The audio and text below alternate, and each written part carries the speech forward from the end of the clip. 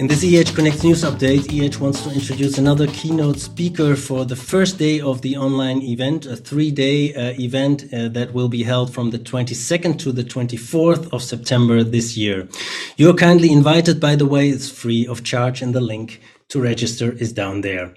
The keynote speech of the first day is done by Dr. Beatrice Conde-Petit. Nice to have you in the studio, Beatrice. Hi, Rob. Great to meet you. Would you be so kind to introduce yourself in a few sentences? Yeah, so I'm Beatrice. I work for the Bühler Group. I'm a food science and technologist by training. I've done my education at ETH Zurich, where I also worked for over 20 years as a lecturer and a researcher, especially in the food material science area. In 2008, I moved to Bühler. And shortly afterwards, I was assigned the role as food safety officer. So it was a new role for Bühler at that time. And it's a role which is obviously very established today.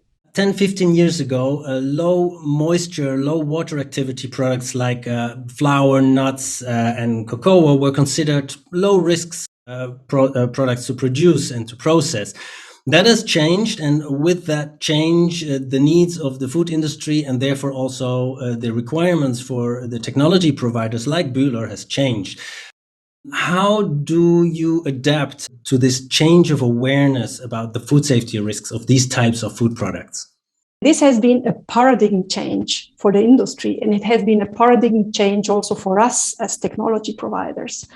And it meant really embracing these challenges, and at the end, I would say technically you could solve many things. It was above all also a culture change, and I'd like to share also the journey in this culture change to get to the point where we are today, and how we did it. And one of the learnings, and it's part of this culture change, and that's maybe point number 2, is the importance of training and education. At the end, we recognize we need to create the awareness within our organization, but also train our engineers. And there's where we also have profited very much from EHEDG offerings. Today, we send the engineers on a regular basis. When we started this training initiative, we did this with the different partners. Today, we also have our own Bühler Food Safety Training Academy. But we always cooperate with partners, so we never do it just alone. And we have also recognized the huge need for this type of training around the world in places where they have less access to this knowledge. So in this sense, we have become also a kind of multipliers of this knowledge. And it's a role that we have embraced because education is in general very high on our agenda. On a more general note, Beatrice, how do you perceive the relationship between hygienic design and hygienic engineering and food safety, food quality, productivity, and sustainability? And how are you going to address that in your speech? So food safety, and in this connection also hygienic design, is very much connected to sustainability. And that's what we also see more and more also on our customer side. For Bühler, we have defined this food safety and hygienic design as part of our sustainability targets. And these sustainability targets are very clear. We want to contribute to reduce water, waste, and energy by 50% in the value chain of our customers. So we cannot achieve this alone. Obviously, we need to do this in a collaboration network. And we have our own food safety organization. We have, for instance, a global food safety leader, and every market that we address with the business units also have own food safety and hygienic design specialists. And in this matrix organization, we always make sure that we are very customer-centric and that we understand the pains and needs of our customers. And they go beyond the very sometimes narrowly defined food safety challenges. Overall, this is more and more embedded in improving productivity and sustainability overall. Isn't it peculiar how things are coming together, Beatrice? 10 years ago, nobody would connect hygienic design to productivity or sustainability. Nowadays, companies do that. Your clients do that. You just told us so. And the new GFSI benchmarking requirements may also drive that development further. So is this a very significant point in time for hygienic design, for the adoption of hygienic design in the industry? Absolutely. You're saying this. It is all now coming together. We see that hygienic design has moved, at least there was the misconception during a long time that hygienic design means the boring exercise of doing compliance.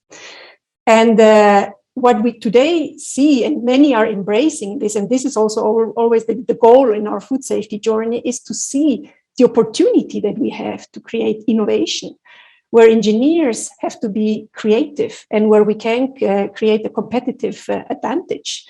And once we took this out of the box of this boring compliance exercise, all of a sudden it became also much more interesting for the engineers. You need obviously to work with many more stakeholders. You need to engage with many more people in the company. Just to give you an example, when we start with a design of a machine or a redesign of an existing machine, we engage with the customer. We try to really understand their pains and needs. And today, it means for our engineers, go out to the factory and clean and understand these pains and then come back. And that has inspired, for instance, people in our organization to create an own hygienic design calculator, where we can model the total cost of ownership as a function of hygienic design solutions. And this obviously then shows you also the commercial benefit. We have some examples, for instance, where we have completely redesigned a sorting machine for goods which are sensitive in terms of microbial contamination, like nuts and almonds. It's a machine that can be hosed down and foamed, which was not possible before. And we are amazed by the commercial success that we have now with this technology, which we designed for nuts and frozen vegetables and fruit. And all of a sudden, we see a massive interest from many different markets. Food safety expert, technologist, and EHEDG keynote speaker in September, Beatrice Conde-Petit. We're looking forward to your presentation. Thank you very much for doing this. Thanks again, Beatrice. Thank you very much. I'm very much looking forward to be there at the conference. Thank you again.